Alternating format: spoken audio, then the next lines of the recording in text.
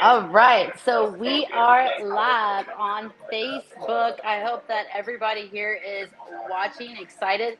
I know we got to, like, sometimes it takes a little while, but we're going to go ahead and move with this just in case people are catching on to us the next day.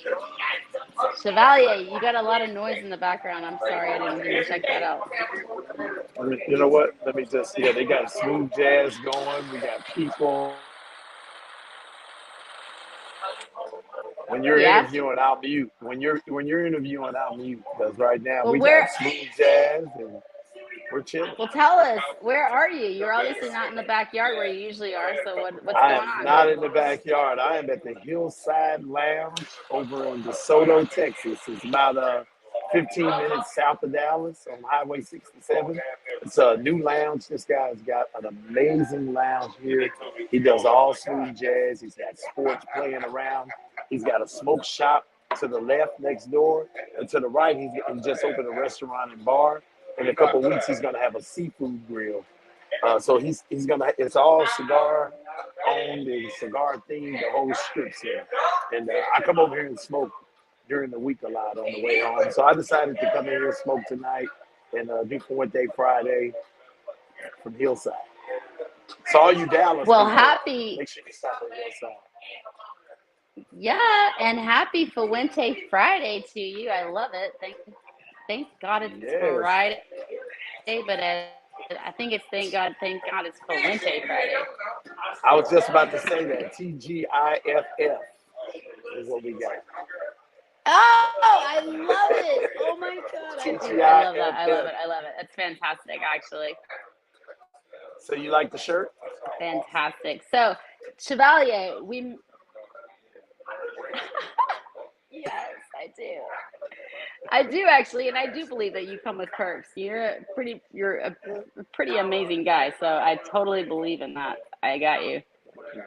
I'll take it. I'll take it. Now, where did you get that? Where did it come from? How is that?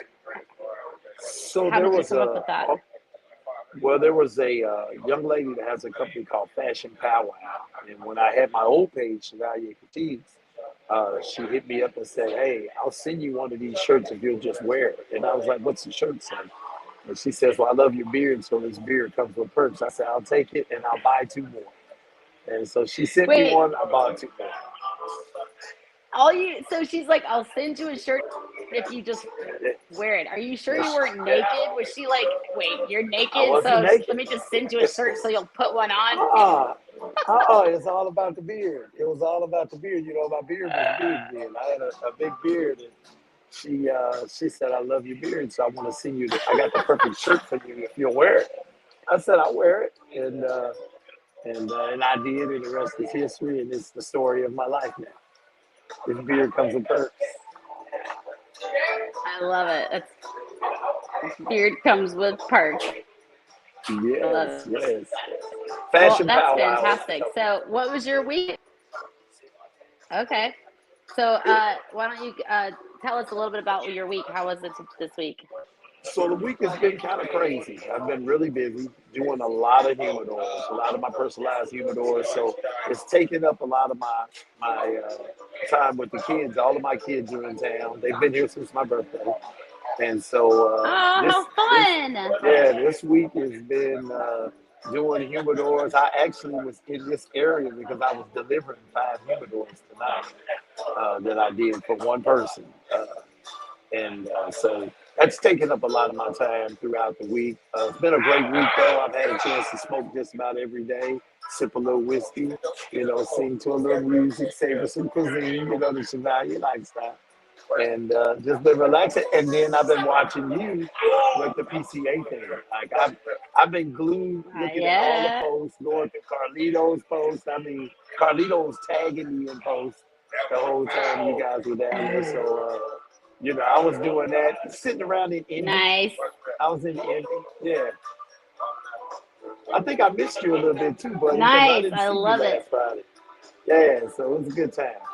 Right? Oh my God. You know what? That it was that Las Vegas time zone that got me all messed up. I was like, you know what? I looked at the clock and I was like, it's 9 o'clock. I have to do my show. And I was like, oh, wait. it's definitely not 10 o'clock on the what's up, Mitchie?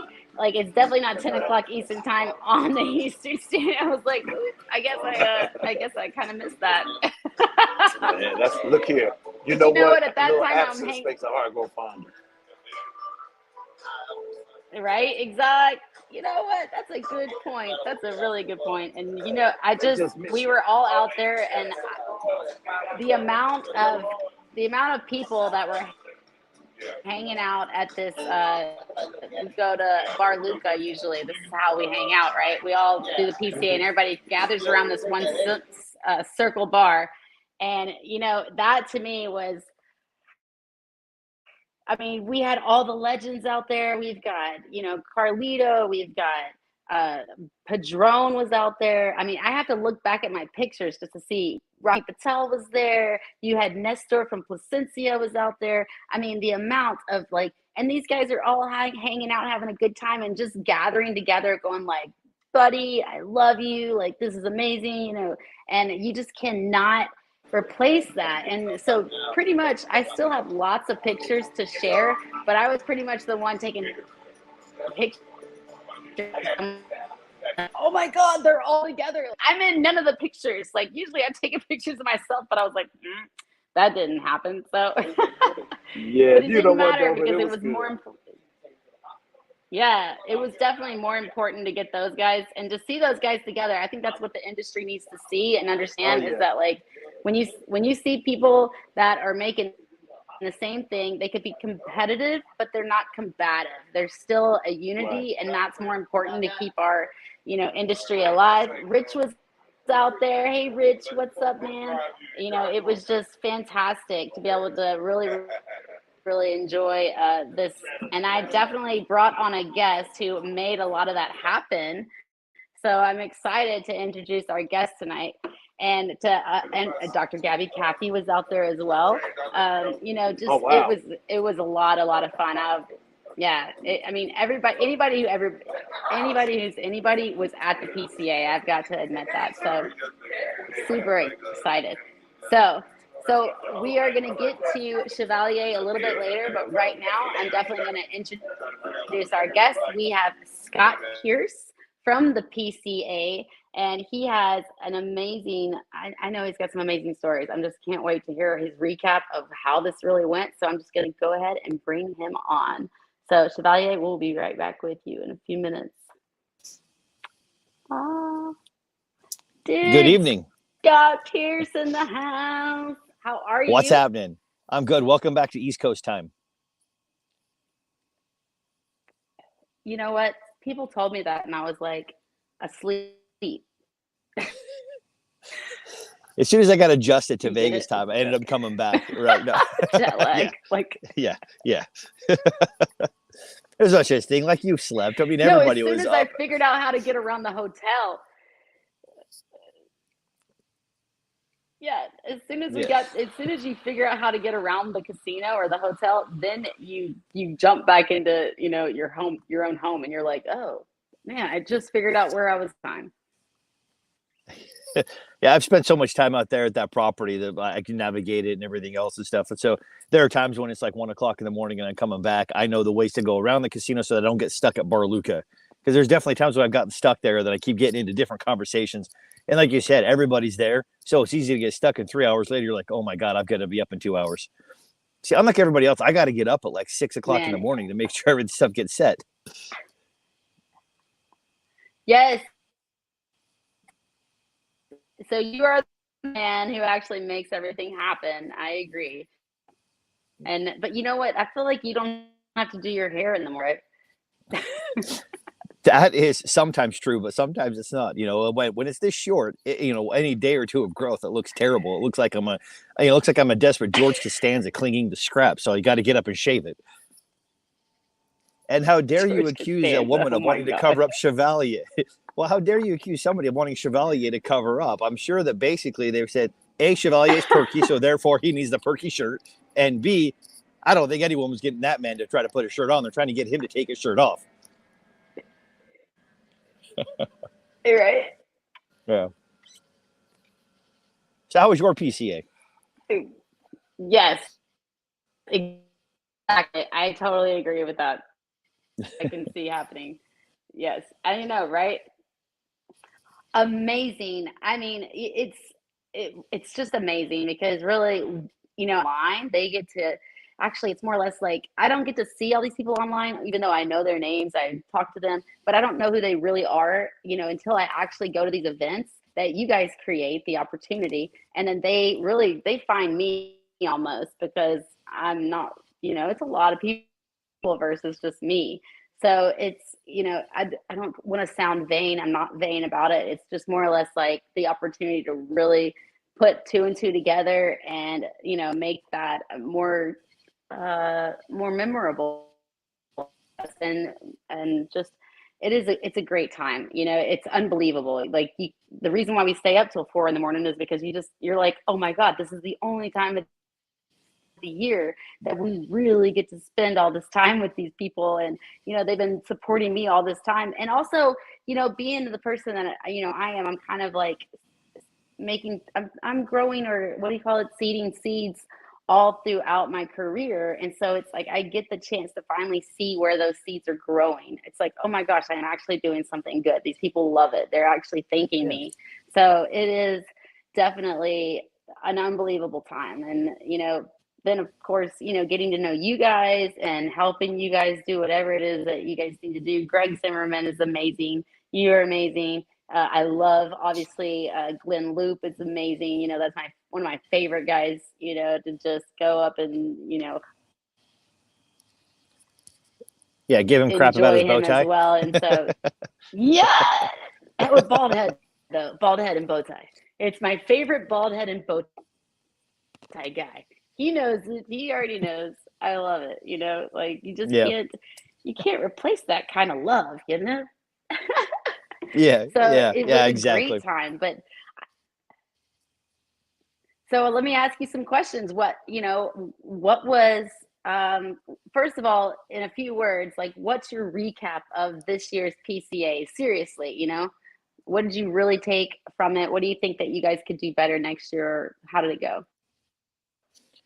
So overall, I think it went very well. I think that everybody was just happy to kind of have a semblance back of what it used to be pre-pandemic, and we saw that with obviously registration Yeah. numbers. We saw that with people coming back. So we had over 2,000 people, retailers on the show floor, almost 2,400 stores represented.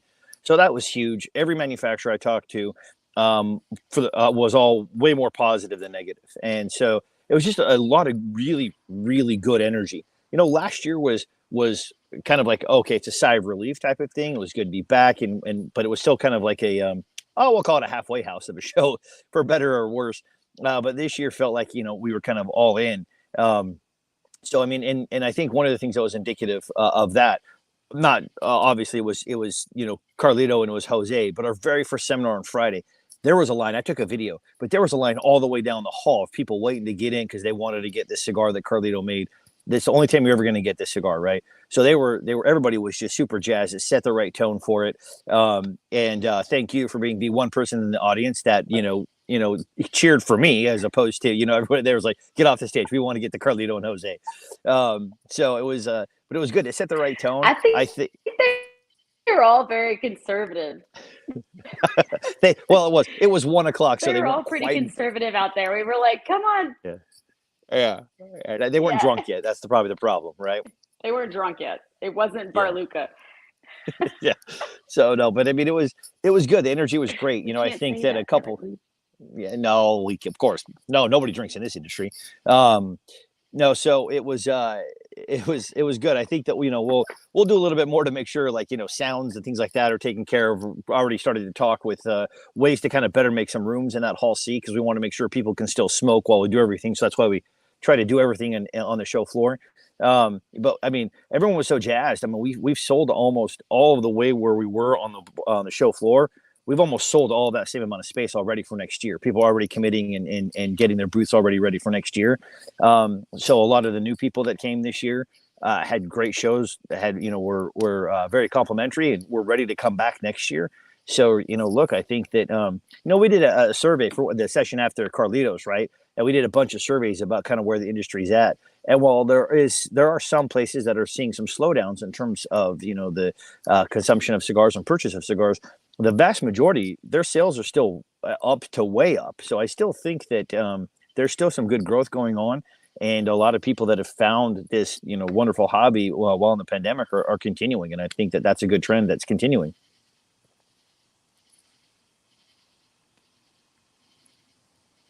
Yeah, absolutely. I asked, I did a lot of interviews with a lot of the do we call them vendors, manufacturers that were there, and they absolutely were very, very happy, and a lot of the reps were very happy, extremely happy because they made a lot of money. I even asked the retailers, I'm like, did you guys spend a lot of money? They're like,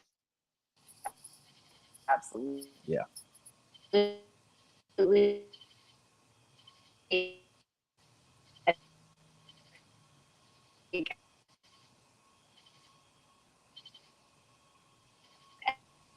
Everybody was extremely happy with the results, happy with guys for pulling it together for sure. Yeah, thanks. I think that it was a kind of a continuation from like last year where a lot of Did you hear the me? exhibitors. Yeah, can you hear me? You kind of broke up, but I kind of got the gist of what you're saying. Am I coming through okay? Yep. Yeah. Yeah, so I think that like last year, one of the manufacturers said to me, he was Yes, like, you "Look, he's are. like, this It's was my great because problem. Yep. Yep. okay, okay, yeah." So they were saying there weren't a lot of tire kickers last year, so that like everybody coming in was ready to place orders. One of the things from everybody from Michael Herklotz to ST Dupont, CLE, Tatuaje, a lot of them, Fuente and Newman, Padron, a bunch of them. I talked to a lot of them, and they said that a lot of the orders were kind of already ready to go, or kind of were taking place leading up to the show, and that they were spending a lot of time just kind of reconnecting with retailers, talking with them, asking the questions. One of the great things about this show is not necessarily the orders or the deals, or even the exclusives or products and things like that. I know everybody loves to focus on kind of those types of things, and that's obviously that's the big sort of benefit. But really, it was a lot of it was hey, how are things going in your store? What are some things we can do coming up? What are we going to plan for the next year? What are ways in which we can help you as manufacturers? And so they're planning events. They're looking at what the second half of this year is going to look like. So a lot of that happens and I don't think people kind of realize the amount of future business that kind of gets taken care of between manufacturers and retailers on the show floor. So that was actually a very big positive. I mean, everybody I talked to across the board, they were busy and it was great. Awesome. I'm so happy to hear that. And so, I know that there's always some like naysayers out there. We have some, Yeah. people maybe that don't quite understand the full, what goes into all of this and how we all have to kind of work together and have understanding with all of it. What was your biggest fear, or what did you really have, like, I don't know, maybe the biggest, naysayers, or maybe just, what was the one thing that you didn't really want to happen, or people to go home thinking?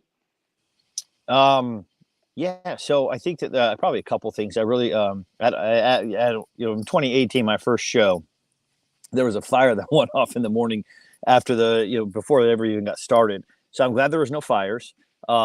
And there was also a norovirus outbreak that year too. So I'm glad none of that happened. Obviously, we're dealing with COVID. Obviously, there's some people that had cases afterwards. I think by and large, I just wanted to make sure that everything came together. That the opening reception was exciting. Was it kind of set the right tone? Wanted to make sure that when we got people together beforehand, wanted to make sure people could get onto the show floor. So there were some things I think that we'll address in terms of, because we do an incentive package for people to get their hotel rooms early and register early. And so I think we got some good feedback on how we can kind of clear up that process. But by and large, I mean, look, we took feedback from last year and previous years, and everything from making sure we had better badges this year to making sure that the way in which we design things, our PCA lounge, we really focused on making sure that was a good experience. And, Toscano, Espinosa, and Guy Fieri and Boveda, all three stepped up to make sure that each night we had something good that was going on to close off the show floor. So free drinks, some great food, and Guy Fieri there signing stuff. Toscano doing an Italian themed night. Bovoda with the beers and snacks. So it was all really good, and so I think that we can build off those good things. But again, focusing on the kind of the primary reasons why retailers want to go. They want opportunities to network, and they want to get access to products. And so I think we're going to continue to find ways to amplify both of those. Yeah, absolutely. So I kind of miss Guy Fieri. I didn't even actually get around to getting. I kind of knew that he was there, but I didn't quite pay attention, and well enough to be able to go and see him. But I was impressed that he was there the whole festival or the whole show. He was there. Like, he was pretty much there all day Sunday. A lot of time. Yeah, so he released the Knuckle Sandwich with Espinosa Cigars. Good cigar. He loves cigars, loves the industry. Okay. He didn't want the cigar to be about himself. Awesome.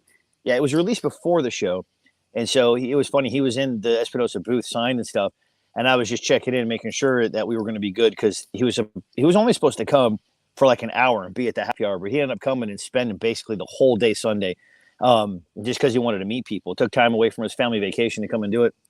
So Eric, he's like, come on in.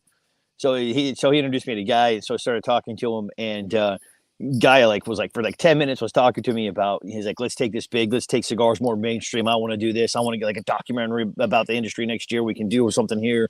And I was like, look, I know you're busy. Put me in contact with whatever person you want me to talk to, and we'll get it done and stuff. And so super passionate about the industry.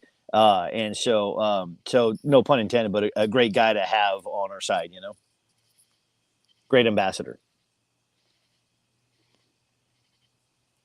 This is tough.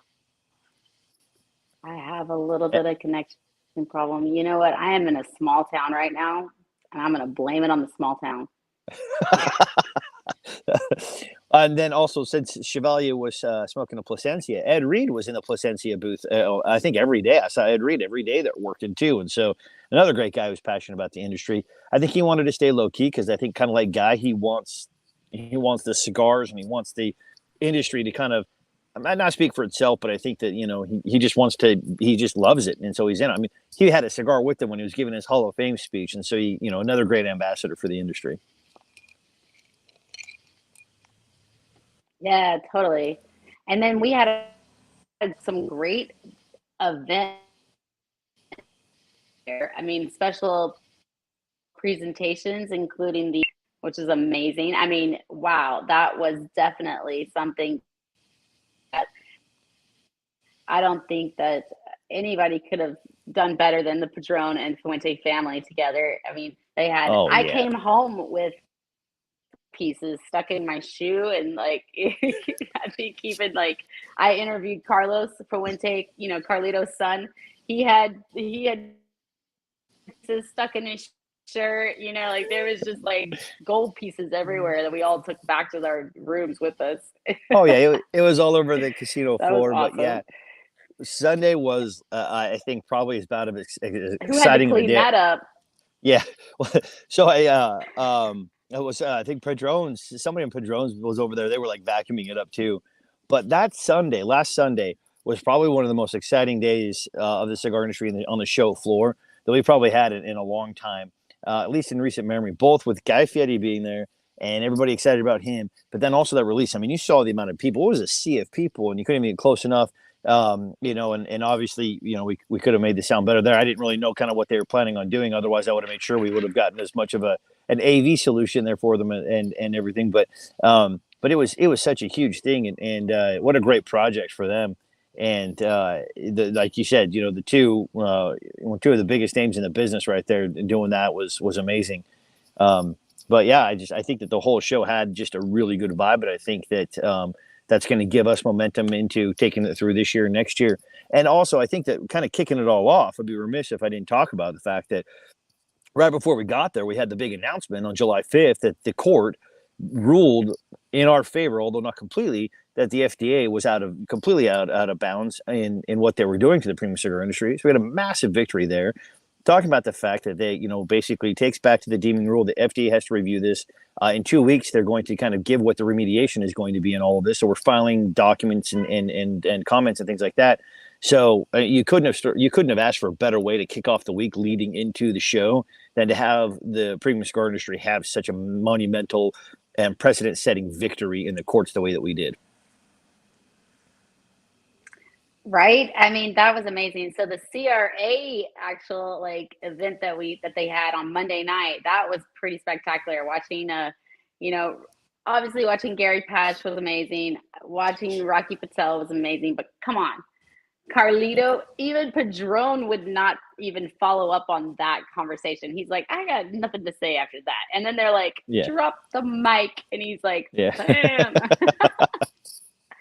That was one of the Yeah. best moments, I think, in the whole show. But, I'm kind of biased. I can't help it. Yeah. No, I mean, as they should. I mean, look, we've been their partners in all these lawsuits, and we kept going forward and finishing this one out, and Rocky and George and Carlito and Oliva and Tatuaje. I mean, you got a lot of great companies over there. The Newmans, obviously, all kind of spearheading this leg of this. We were very happy to support, but yeah, I mean, just you couldn't have asked for a better way to kick off the show than to have. I mean, look, 3-0 now against the FDA, so it's great. Right? Yeah, that's super awesome. So, did you find the champagne room? I felt like it was like hidden somewhere. But I did go to Matt Booth, and he told me that what we were talking about. I said, "You got me in trouble, man. Like I got people on shows asking me about champagne rooms, and people pretending they don't know what they are." And I said, "Look, all I got to say is that pretending." I like how you said that. Because here's the thing. I mean, everyone's seen Chris Rock's, special on it, at least in my generation. So, and everything else. So I asked Booth about that. He's like, look, he goes, I asked you if I had any issues with it. And you said, as long as I can't see it. I was like, yeah, look, I don't see it. If I don't see it, it's my whole attitude towards like speeding, for example. If a cop didn't see it, I didn't do it. Right. So that's my philosophy. But Matt Booth did give me a bottle of his gin. So, you're not in trouble unless you get caught. Exactly. Yes. But I did get a bottle of gin, so I'm happy. So you kept your mouth shut for the bottle of gin. I see where you're going with this. Okay, all right. So I didn't know see how to buy anything. Scott out. Buy him liquor. Yes, 100%. If that's the message you're taking away from that comment, absolutely. That's how you buy my affection and my silence. Oh my goodness. I love it. How about that $5.5 million extravaganza? Like, how does that bodyguards and everything, right? I never got to see the lighters. However, there were some local media, magazines, and others that came through that I have to walk through the show floor because they're not registered media with us. And so I walked the show floor, making sure they understand explicitly the rules and everything else. And as we were walking around, I said, and they probably walked into, I don't know, maybe 10, 12 different booths and talked about the industry and where we're at. So we showed them this, and so they came over and they had the cognac, the $1.5 million cognac, right? Apparently it was bottled in Napoleon, right? When Napoleon was still alive. So he comes over and he's like, it's Zaya. So he's just this big personality. And he's like, hey, we've opened this. We've got to drink it. Do you want some? I was like, on what universe am I stupid enough to say no to tasting a $1.5 million bottle of cognac? So he goes out and pops us a few drabs and whatever else. And so it was, I mean, I don't know. I'm not a connoisseur, but I can tell you it was probably the smoothest cognac I've ever tasted, and it warmed my soul. And I said, if I had this thing, I would just sit by the fire, drink this, and smoke all day long and not do anything else. So it's probably a good thing. Because if you're that rich and you can buy a $1.5 million bottle of cognac, you probably don't need to do much during the day. And bodyguards. You got to afford the bodyguards, too. Like, yes. I wouldn't need the bodyguards because I would drink it too fast. And you're like, oh, you're not letting this happen. I'll say, look, people were there when they used the lighter. They were letting people use the lighter to light their cigar. So apparently this 505 Cigar Review Show was there when JP used the lighter to light his cigar. So the question is, did your cigar burn brighter because of it?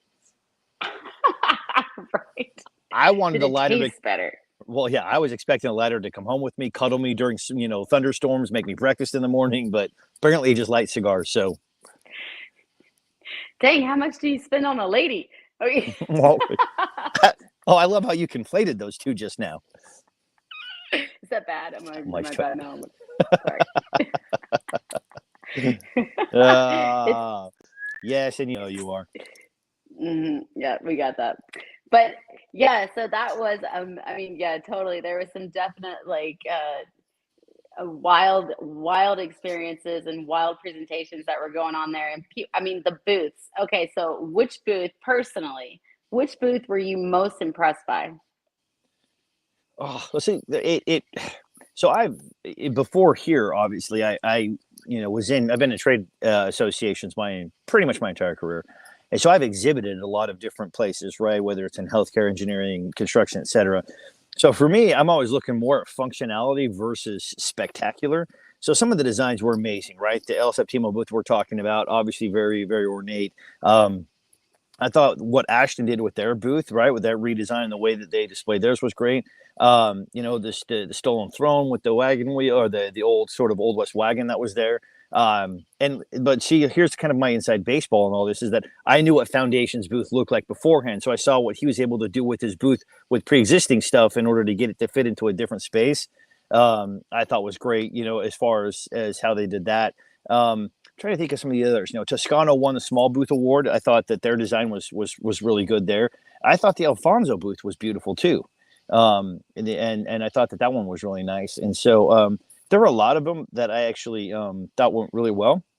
I just appreciate sort of the thought behind sort of form and function when designing these things, because the challenge with this show is that you're really looking for a good branding statement at the same time it's really supposed to be focused on being able to bring retailers in, sit down, talk, and then place orders. So it's kind of a weird world. And so I really appreciate those folks that kind of are able to kind of create both and do a good job with it. Yeah. Okay. So, that's actually a good insight to the next one of the other questions that I have is, I heard a lot of, I'll call them naysayers that were like, well, this is supposed to be for retail and manufacturers and media only, so of course, media, I believe that, I was with the Bakersfield Gentlemen. Bakersfield Gentlemen, we had scheduled interviews so that we didn't get, we weren't abrasive, we weren't interrupting their deals, that we weren't trying to, get in the middle of it. They all knew that, and I think it worked out excellently for us Mm-hmm. and for them. But what would you say to people that maybe don't understand why you guys only allow, media retail and with certain types of media, and how do people actually obtain tickets? Can anybody just get a ticket? Can you have just, maybe some people didn't like that they thought, I mean, obviously people are going to take their own, take on who you are and this and that, and that's their own opinion, right? But what would you say to those people, like, why you understand that some people should be there and some people shouldn't? Yeah, so this is primarily a buying show. So it's really for retailers, as I talked about earlier, meet with manufacturers. So this is not open to the public. We don't want consumers coming in and seeing price sheets or what the deals are. This is very much geared towards that. The second part is that as we've looked, especially over the past decade or so, as more and more media have entered into this space, and as the regulations have continued to winnow down tobacco's ability to be able to promote itself and these brands to be able to promote themselves, is really how do we help? Because our primary customers as the association are the manufacturers, right? Because they're the ones who are buying the boots from us, and so it's up to us to create everything else. So a really big component in what I have said and tried to convey is that important third piece of the stool for us is really the media. Because what we're really trying to do is it can also promote retail and lounges as far as that's concerned, but we're really trying to bring all four aspects of the industry together, but in a way that's responsible. So we've got manufacturers and retailers as those two legs of the stool, and you as the media is the third leg of that stool. Well, the fourth leg is really you as the media connecting with the consumers to be able to come in and get a good taste of the industry. Plus, we want the consumers to be able to connect with these brands, find out about the products, because I think that the evidence is there that shows that the more that the media is connected with those consumers, the more the consumers are going to go and visit their retail shops, the more they're going to connect with the brands, and the more they're going to want to purchase and find out about it. And so it was kind of really important for that. So for us, it's still a membership only event. Media people submit applications all the time for membership. We're not terribly stringent, but we do have to take a good look and make sure that there are people that are coming for explicit reasons. There are a few that I was kind of concerned about, making sure that coming under a media badge, but they also have these other companies. And I said, look, if you're coming there to solicit business, you need to get a booth. That's the whole point of the booth, is to solicit business. And so if you're there just to promote the industry and write stories about this, then that's great. Come and do that. So we have to take a look at what the footprint is, what types of content they're developing, and making sure. And then oftentimes we'll need to get referrals. And so if there are manufacturers that have, so there was one that we had to reach out, and I called probably 2 or 3 manufacturers to make sure that they could be trusted coming in, and they weren't going to kind of go and do either their own business or just sort of, fanboy out. And as you kind of talked about earlier, go trick or treat, right? Because to your point, it's very important, as you talked about. It's very important for these manufacturers, especially the sales reps. This is one of the most important times of the year to connect. Because as a sales rep, if you can see 40, 50 of your accounts in 1 week, and I mean, you can't do that anywhere else. You're not going to be able to see 40 or 50 over the course of, the next 6 months, probably. And so it's really a great opportunity to be able to do that. And we do not want to get in the way of that, because that's the primary purpose of the show. Oh, and on top of that, I feel like they should know that if you guys want to. Go ahead. No, go ahead. I want to hear what this. I was just going to say, and on top of that, we have, the FDA sends folks in, Department of Taxation sends folks in. And so they're looking kind of for ways in which we operate here, and just, making sure that everybody's minding their P's and Q's. And it is a members only event. So we just make sure that it is a members only event, not open to the public, because I don't know if everybody knows this, but as a company coming in, if you're doing any kind of tobacco event in Las Vegas or Nevada, you have to file a temporary event only specific OTP license, OTP standing for other tobacco products.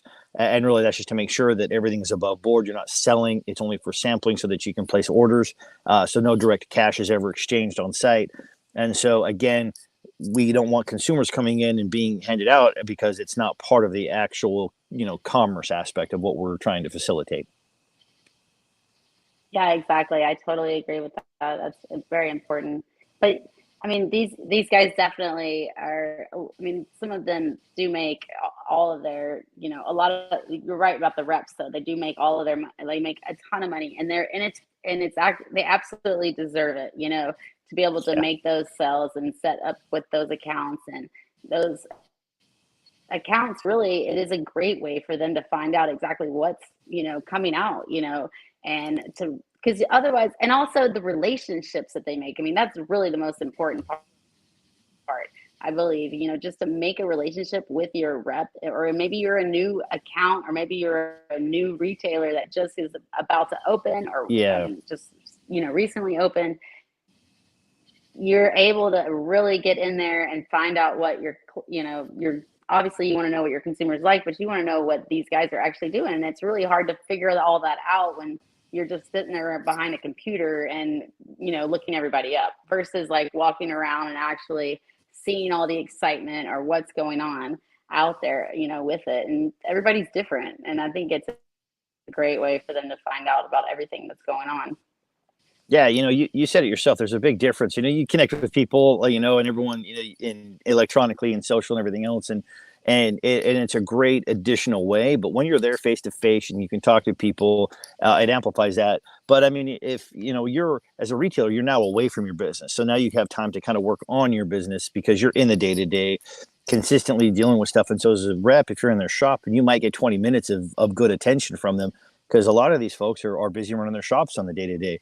When they're there, you kind of have their undivided attention when you're in your booth. So you have a good 30 minutes or an hour or so, if you can, go through, hey, what's been turning for you? What hasn't? How can we help you? Are there different ways in which we can come in? Is there an event that we can do to help move some of these products? Are there some of these other things? And so a lot of that planning happens during this time with the reps, and a great way to connect and just figure out ways in which, again, let's plan through. Some retailers have said, look, I buy for the next 90 to 120 days, but it's really that time to focus on going into the holiday season. Okay, so some of these products are coming out, they're shipping in 2 or 3 months. Let's plan, what are we doing for the holiday season? What kind of specials can we do? What kind of events can we do to really set up a really successful summer and then holiday season for them? Yeah, exactly. So I have a couple of questions in the chat, and it looks like is there any certain like special brands or certain cigars? And I asked this, even your personal opinion. Let's put you in the hot seat. Is there any certain brands or certain special cigars that you would suggest that people should be looking out for, that the retailers definitely were buying and eating up and bringing back home? Yeah, so I think that a few of them. So Cavalier is one that it's been around for a little while, but Cavalier was definitely making a big splash at the show. The Casada that I'm smoking right now, they were kind of side by side, so that was really busy there. The Toscano booth was blowing up. I mean, I was quite frankly surprised about that. So that's a very very different cigar. I mean, it's very unique in terms of that. Uh, Karen Berger, that was very, very busy, and that was going crazy. Protocol had a really interesting, branding that they had with these stories about. They're all like old police force or police kind of type things where they had the brand is all historical police figures. So that was actually really fascinating. So it was interesting to learn from them from there. So I'm trying to think of some of the more off the beaten path types of brands and new brands. Stolen Throne was another new one, and then West Tampa is another one. That was their first show. It seemed like that they were really busy there. Obviously, the couple of industry veterans that started this themselves and had a lot of good stuff that was there. Jake Wyatt again, for those folks that I think a lot of folks probably know Jake Wyatt at this point. But those are some of the newer ones. Casa 1910, again, a Mexican cigar company now, and they sponsored last year, but they didn't have product because they didn't get product until the first part of this year. So they wanted to have a presence, and so then they were fully launched this year. And so those are some of the ones that kind of newer ones that people may not have heard of that I was kind of excited about and glad to learn some new stuff from them. There's probably several that I'm missing, but those were just the first ones that come to mind. Awesome. Well, I really appreciate your time. I'm actually gonna let Chevalier ask you some questions because he wasn't at the PCA, but I would love to hear some questions from people who are just consumers and didn't actually weren't able to attend the PCA. Get to ask you a few questions. So I'm gonna let Chevalier ask you a few questions. Okay. Awesome. Hello again. How you doing, What's Chief? going on, bud? So, hey, man, we talked about this before. I hope you can hear me okay. I know it's a little loud in here now. But we talked about this before about the accessory brands coming into the PCA and how the PCA views that because, of course, I have Chevalier Life, and so I'm going to be coming in with my humidors next year. What does the PCA have planned for us? How do you see us, integrating into that? You are absolutely hand in hand out there. We had one brand launched this year, a really cool brand called Easy Ash, and they're basically brandable disposable ashtrays, Yes. right? Yes. So we had that. We had ST Dupont. We had Lotus. We had Visol. We have a bunch of accessories and others that are there as well. Pipe tobacco as well. So it's all really anything that has to do with it in this premium cigar and pipe sphere is very important. I mean, look, you can't cut and light a cigar if you don't have accessories. You can't store your humidor, right? We had Boveda. We have air purification systems. We had a new company this year, actually, Germ Solutions, that was there that kills mold, and so you put it in your Wow. humidor and you put it in. So it was a technology developed by NASA. They've been in the healthcare space for a while now, but now they've gone into this space and saying, "Hey, look, we can kill mold." And so your products on your shelves or even in your inventory, like if you're a manufacturer and you're aging the cigars, you can put it out there and it kills mold spores 100%. So it's a way to ensure the safety of your cigars and all of your inventory, right? And so all of it, whatever is important for the industry to function in that sense, is very important to be on that show floor because it's the world's biggest, marketplace devoted to the premium cigar and pipe category. So we want to bring everybody together, right? And so we had some wine brand that launched there this year. We're working on ways in which we can make it more affordable for liquor companies to come because cigar bars, Okay. like where you're at right now, it's very important for them to be able to find different alcohol and things like that to pair with the cigars. So Right. all of the industry as it works together is very important to kind of be there at the show floor and to network and figure out ways to grow the industry or do new and innovative things with the industry. That's a great answer, man. Easy Ash Lawrence is an amazing guy. We did Texas Cigar Lawrence Week is great. Austin. He is man. I've learned, he's coming into the cigar world kind of new, but he's got this great concept of Easy Ash, and I've Yeah. got several of those at my house. I know him personally. matter of fact, he's about to do a humidor with me real soon. But Oh, that's awesome. yeah, he's an amazing guy, man. And he told me that he was coming. And he's like, "Are you coming?" I was like, "I can't come. I can't come. I want to be there so bad and stuff." But we're with with Chevalier Life, we're looking to just we found our niche with the personalized humidors, and that's kind of where we're going. And so I learned a lot just in the questions that Mel was asking me because for the longest I thought that even though it was the PCA that the brands would be able to come out there and actually sell, and that's not what it's about. It's about the networking aspect, and I think that's really important for somebody like me. So I'm really excited about it. Yeah, I'm really yeah. excited about it. Yeah, it's a great opportunity. And again, the direct sell is not necessarily what it's geared towards, but I mean, man, connecting with retailers or manufacturers, being able to connect with them and say, hey, look, I got this brand, I've got this way of doing humidors. They can place orders, they'll connect with you. It turns into sales. It's actually so I talked about the fact that I've been an exhibitor at probably 50 different shows over the course of my career, and this is the best show I've ever seen at creating effective lead generation that is direct sales, right? Orders on the show floor, direct, leads to sales later on and those relationships. So it really is, it's a really great show. And I'm really excited because we have a lot of really good ideas that we started to implement this year that we're just going to grow the aspect of bringing the people together, not so much focused on sitting down and writing orders, but really doing more things to connect people and quite frankly, to have fun. So for the new brands that are coming out, how do they contact the PCA? What is the procedure for saying, hey, I want to be a PCA next year? How do they go about doing it? You can either just email me, Scott at premiumcigars.org, or Lisa, who's in charge of all the trade show, Lisa at premiumcigars.org, and just say, I'm interested in a booth. Lisa primarily will be responsible for booking that booth, so she'll let you know. So basically, when you come, each company that has a long history with us, and we have different things you can do to earn what we call priority points. And the more points you earn, the higher up you get to pick your booth space on the show floor.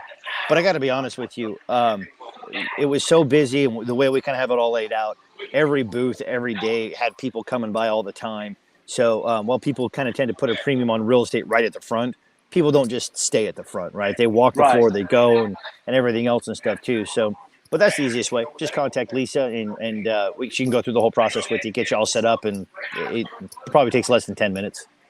Well, from what I saw, Scott, it was amazing. I was looking at Carlito's videos. I think Dave Blanco had a Yeah. lot of stuff going. And then we had a lot of people from Dallas. Edwina Brown was there from Blowing Smoke Cigar Lounge. We had several people from the Dallas area that I was Yeah. taking a look at their social media. Man, it looked like there wasn't a bad place in the house. Wherever you were set up, it was a great place to be set up. I saw lots of live interviews. Is it Cigar? Yeah. Cigar Life had. Yeah. I saw more from them than I think anybody other than Carlito. Yeah, it was crazy because when I saw them, he couldn't find his booth at a certain point. So I ended up walking him over, finally found his booth and set it down. He had his stuff that was there. It's a 10 by 10 booth, and from what I gathered, at least throughout, is that it was pretty hopping. Yeah, yeah. From what I saw, he was doing interviews with everyone that came over. So whoever tried his product, he had them do something like a 10 or 15 second, uh, almost a monologue, if you will, Yeah, just talking about how Cigar Life has benefited them and how they like it. Just trying. I thought it was amazing, and I yeah. saw those videos for at least 2 days. I was catching those on Instagram every day. I was like, I got to be here next Yeah.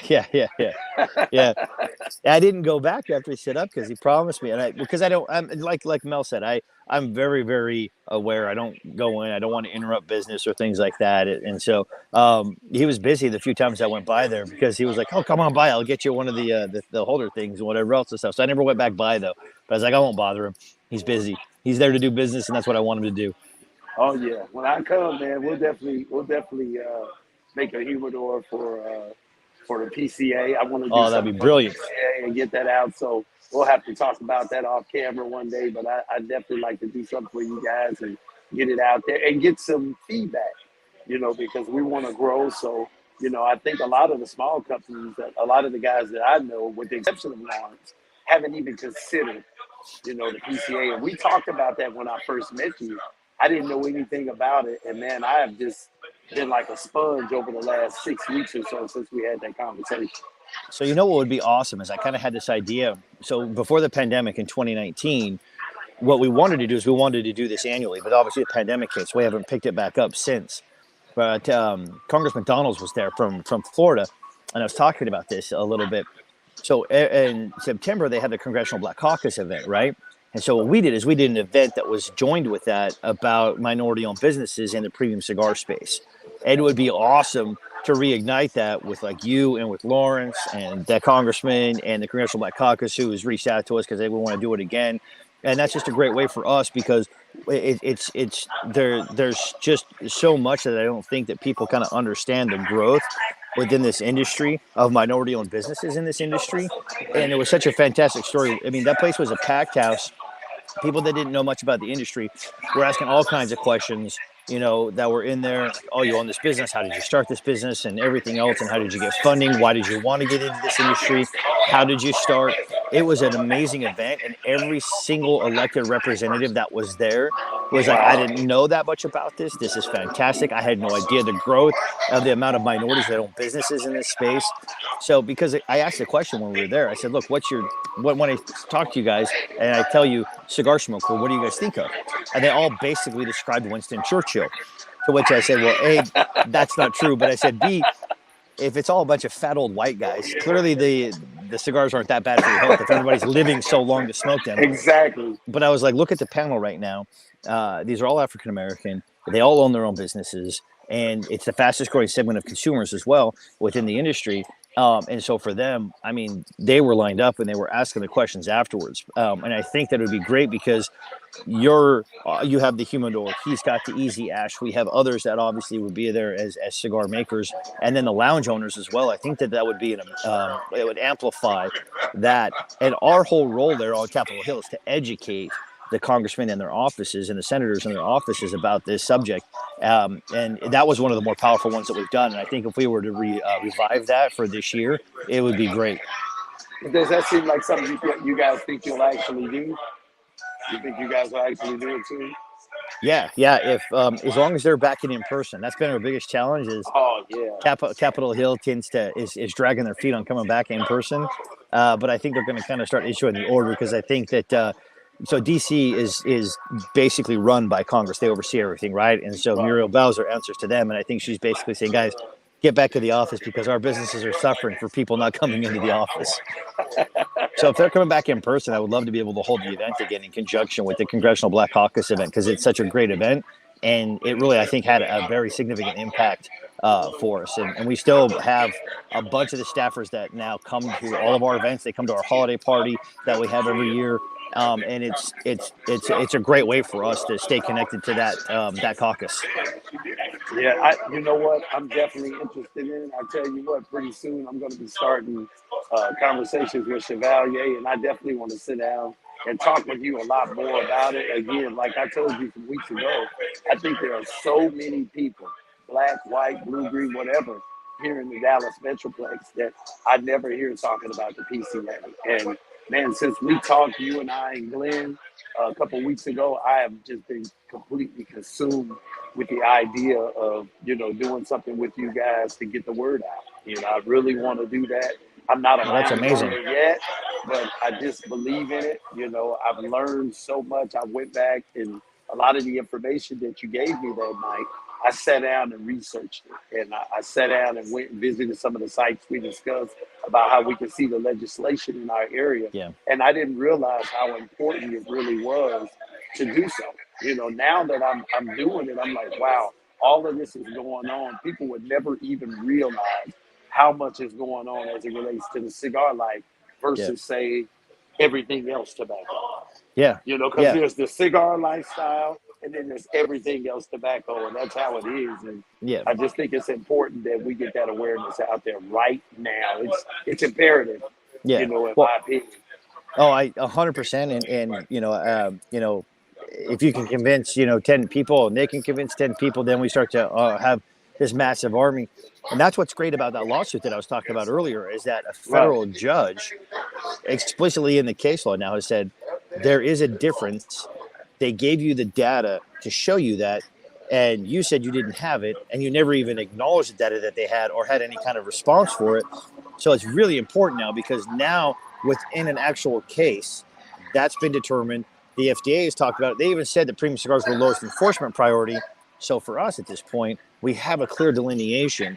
So we have a path forward now, and now the tough part is what that path forward looks like. But it's definitely distinct, and therefore it's not going to be skies falling disaster the way it was, 5-6 years ago, when the dimming wheel came out.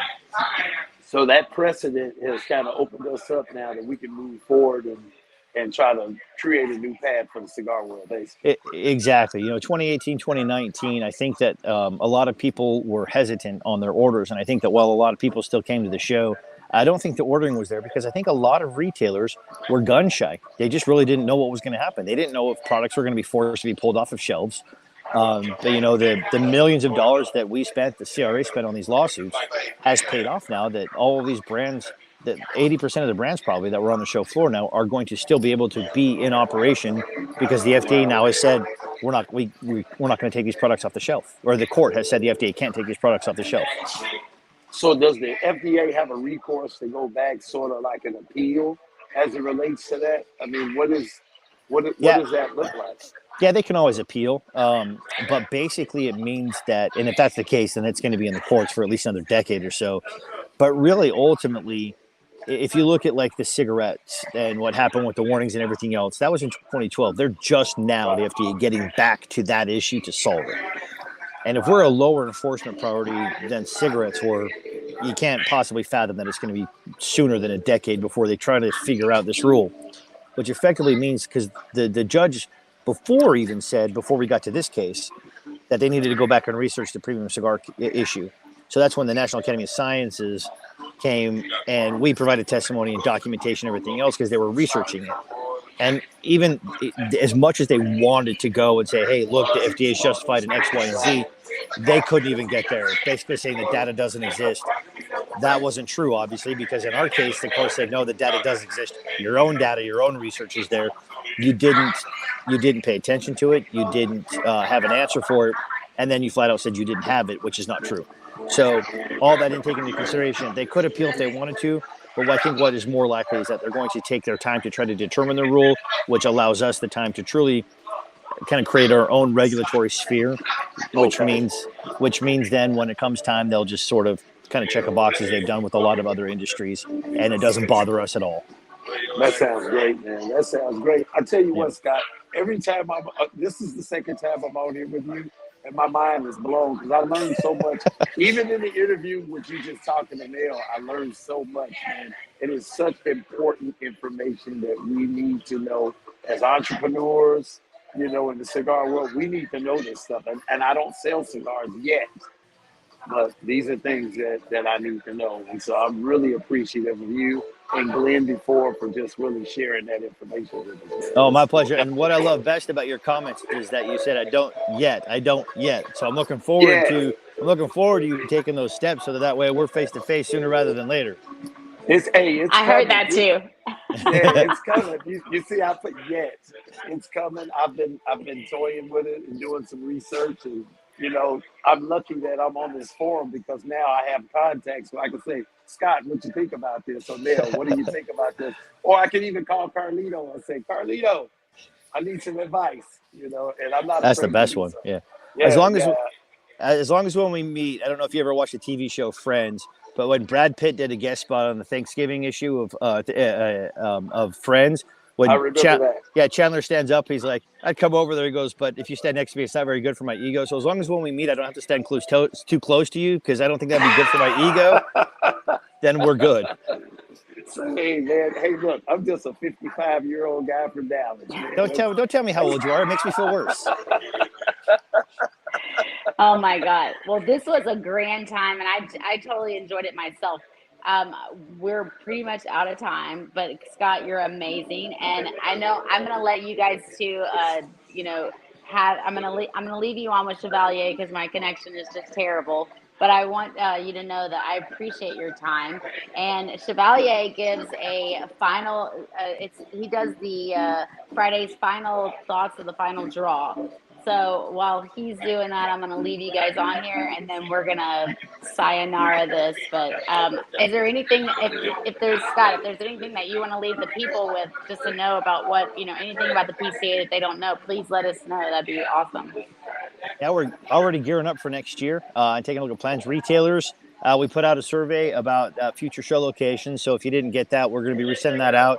Manufacturers, same thing about future locations. We're already in the works of trying to come up with some fun, interesting ideas for future shows.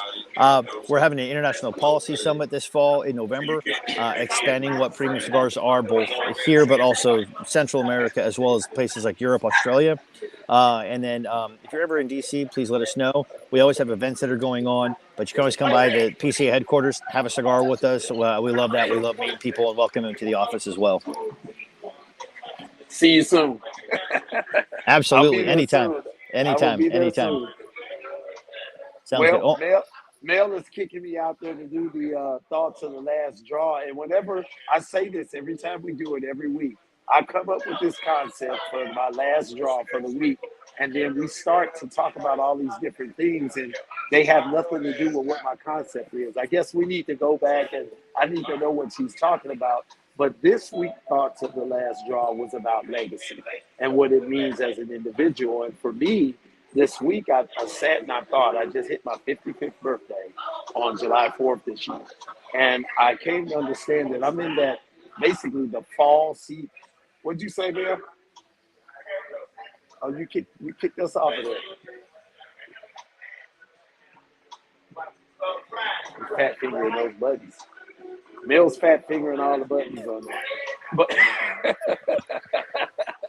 yeah, I think she said happy birthday. My lip reading might be off, but I think she said happy birthday. And for me as well, happy birthday. Thank you very much. She texted me bright and early on July 4th. I couldn't believe she was even awake that early when she texted me. No, it's because she never went to bed. Exactly.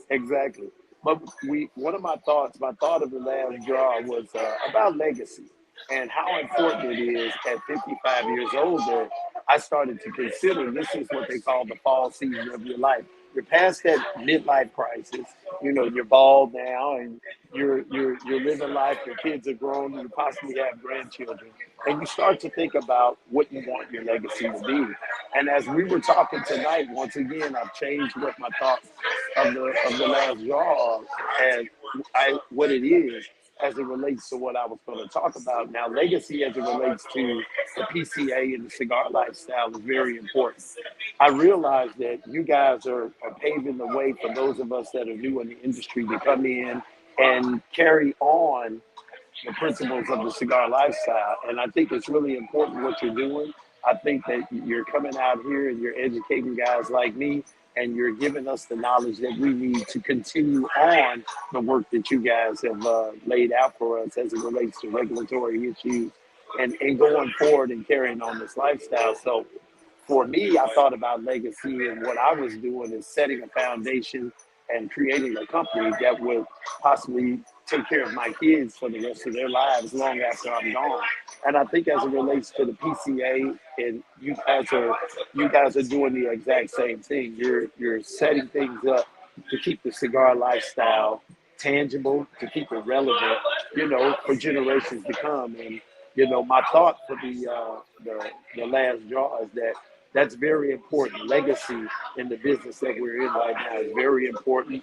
We need to ask ourselves individually as business owners, what do we want our legacy to be as it relates to the cigar industry, and then move towards that and communicate that to other people within the industry so we can solidify the cigar industry going forward. And that's my thoughts on the last draw. That's perfect. I mean, there's really nothing to say. That means so much to me because, I learned a lesson a while ago that passion is not found in the input; it's found in the output. And the output for me here is people like you. They're like, hey, I have a path forward to start this business, to put, my hard work, my determination into creating a legacy. And the fact that I can have a part to play and be able to help you with the platform is the most important thing for me. And that's why I do what I do. So that means a lot of what you just said. And I couldn't have said it any better. So thank you very much. You're welcome, man, and thank you for being so open and so willing to share your information. Because believe it or not, I think you know this. You've been around enough to know there's a lot of people that don't like to share the wealth of information that we all Fair need enough. here. And Yeah. that's the only way that we're gonna make it. That's the only way Yeah. we're gonna keep this lifestyle viable in the future. And so thank you so much, Scott. Thank you so much. I look forward to meeting you. I'll be in DC in September. And so I'm definitely gonna to reach out to you before I come and set up some time to smoke one with you. Awesome. Look forward to welcoming you to the townhouse and meeting you and having drinks and cigars and continuing the conversation, getting to know you better. Yes, sir. I'm gonna let my hair grow out so you don't feel funny. We don't have two bald guys in the room. I'm gonna let my hair grow. But there are so many bald bearded guys on that show floor. I was like, I'm lost in a sea. I can disappear. This is great. Mel, I like to always talk about Mel for a couple of seconds before we go out. I'm just gonna say, Mel, I miss you. I went almost 2 weeks without talking to my I buddy miss other you than on my too. birthday. I went almost 2 weeks without talking to her. That's rare these days. So are you in an undisclosed location, or what small town are you in? When we get into the PCA, it's like Yeah. a whirlwind. You just kind of you have to be in the now almost, because you realize that you don't get to talk to these people every day. You don't get to see or meet these people every day, and so I tend to not even post a lot. But I have no regrets about that, because it's more important for me to be in the now and to shake hands and to be focused and to join in the conversation, not pull out my phone. A lot of times, though, I do have a lot of pictures, don't get me wrong, but most of them have to do with watching Carlito, seeing somebody else, or watching Rocky Patel see somebody else, or, watching these guys get to see those guys, because I often do hang around those guys. So to me, that's more important, is to capture those moments for them and share those photos for them. And then just to get to watch it and get to watch and be inspired by it, that's really where I really gain a lot of my delight from. So thank you, Scott, for providing the PCA. You guys did a great job this year. I mean, this is something that I don't think would be done without all the hard work that you guys do. I know you had a lot of sleepless nights, and it wasn't just because of Rocky Patel. No, I only saw Rocky for about 30 seconds this trip. Yeah. Wow, you got lucky. Yeah. I was trying to get Nish But, to go out and party, because Nish is the legend. right? We Yeah. love Nish too. That's Yeah. awesome. Well, thank you so much for your time on this show. I really appreciate it. I'm so sorry about my video. Apologize to everybody out there. It's still recorded, so you can see it later. And obviously, Chevalier saved the day. You guys were able to still, chit chat and have some good conversation. So I appreciate all the information that was given here. My Hey, pleasure. Mel, Anytime. before we go, Mel, are you? Scott was asking a couple seconds ago. Are you in an undisclosed location, or you on some top secret mission, or are you in a city that you can tell us about? Like, where are you? I'm in Plant City, actually, and I am in an undisclosed place that I can't. It's like a private lounge, so I'm not really supposed to tell you exactly where I'm at. But the Wi-Fi is terrible here, and I'm gonna blame it on the small town. So You're coming through crystal clear now. Yeah, now. Oh, okay, great. Yeah, no delays or nothing now. I don't know what's going on. Yay! Okay, great. Then I can sayonara off nicely. Okay, great. Okay. Right on. So thank you guys for all watching the show. I appreciate you. Please join us every Friday night, 10 p.m. Eastern Standard Time. And guess what? This Sunday is going to be a very, very, very special show. We're going to have Luciana Morales. I hope that I said that properly. And go ahead. Do you want a hot seat question? You want a hot seat question for him? Yeah. Ask him when the last time was that he stripped down to his underwear and jumped into a pool full of people. Ooh, I'm gonna that's a be good one. watching that show. Thank you I'm very gonna be much, watching Scott. that show for Do that. not tell him I asked you that, though. He's gonna know. Oh no, this won't be. This is He'll not know. live at all. This Yeah, is not He'll recorded know. at I know. all. I know. Mm-mm. I know. I know. I love it. Thank you guys, Scott. You're fabulous this week. I really appreciate you. And Chevalier, thank you so much. I love you. And I hope that you guys have a great weekend and catch us. Please, all of you, join us on Sunday at 2 p.m. Eastern Standard Time for the Professor Show. And then also next week, 10 p.m. Eastern Standard Time on this the Friday's final draw. So thank you guys. And we'll see you All next right, time. buddy. All right, see you next Bye, time. guys. Thanks so See much. you soon, Scott.